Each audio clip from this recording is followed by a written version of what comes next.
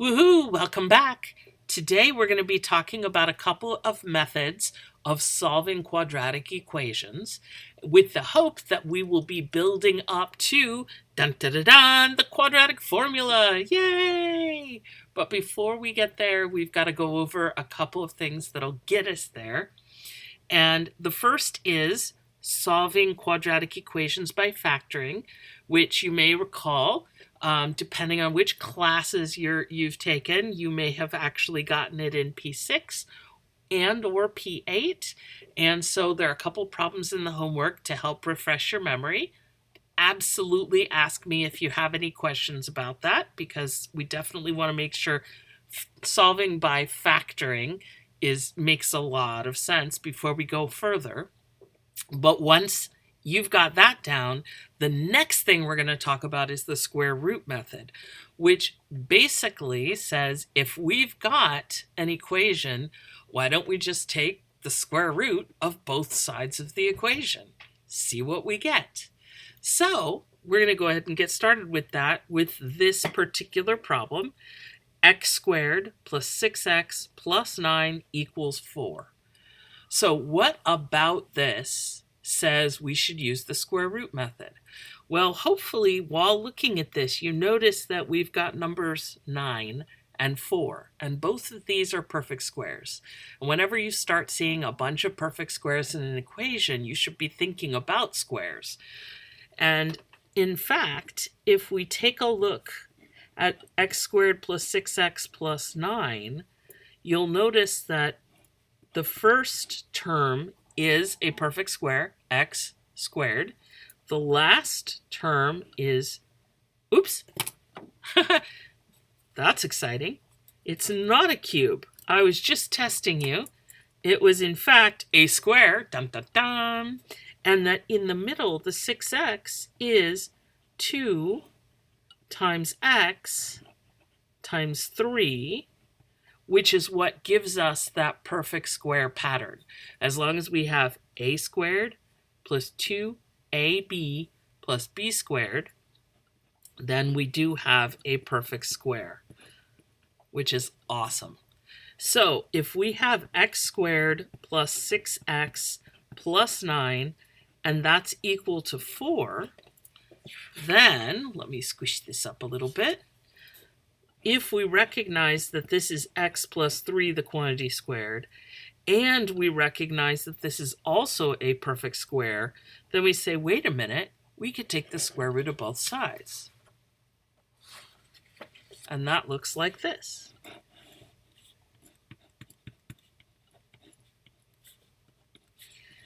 Now, here's the interesting thing about radicals. This radical, whenever you just write a radical, you always take the positive or the principal square root. For example, radical 4 would be just 2. And the thing is we know that there are actually 2 square roots. The square roots of 4 are 2 and negative 2.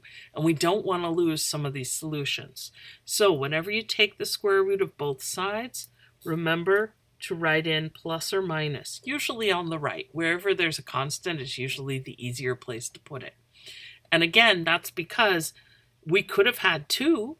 2 times 2 gives us 4, or we could have had negative 2.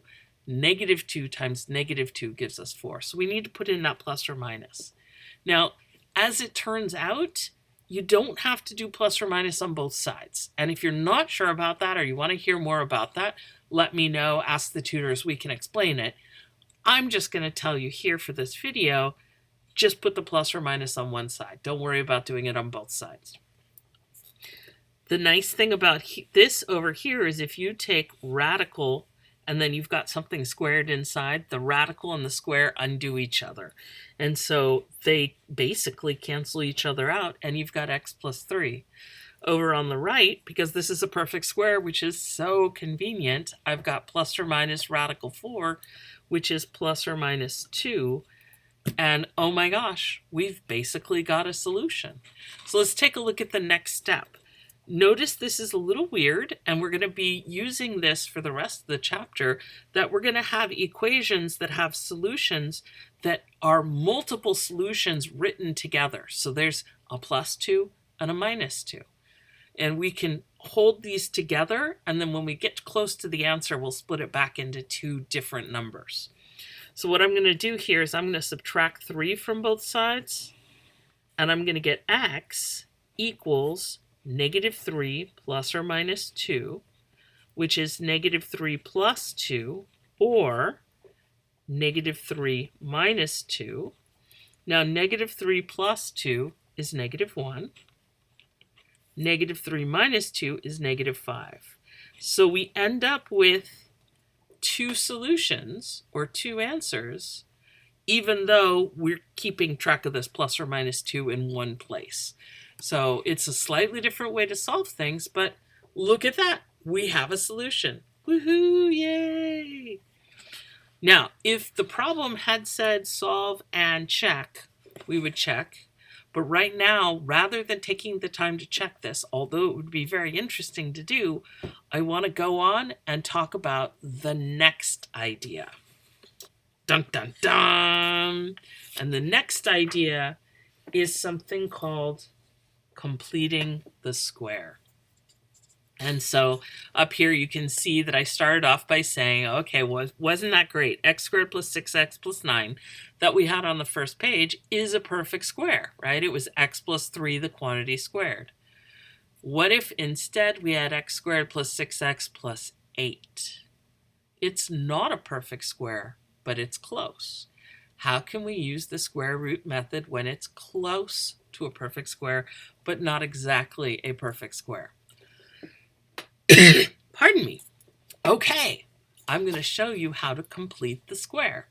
And again, this is one of those phrases that a lot of people learn, completing the square, but don't think about what it means. Basically, what it means is if you've got something close to a square, you can basically nudge it to get it to a square. And I'll show you how to do that. I've got x squared plus 6x plus 8 equals 0. Now, I know that x squared plus 6x plus 9 is a perfect square, but plus 8 is not. But this is an equation, and I can do anything I want, pretty much, within reason, to both sides. So what if I add 1 on the left and I add 1 on the right? Then I've got x squared plus 6x plus 9 equals 1. Okay, so what did that do for us? Well, it took us from something that is not a perfect square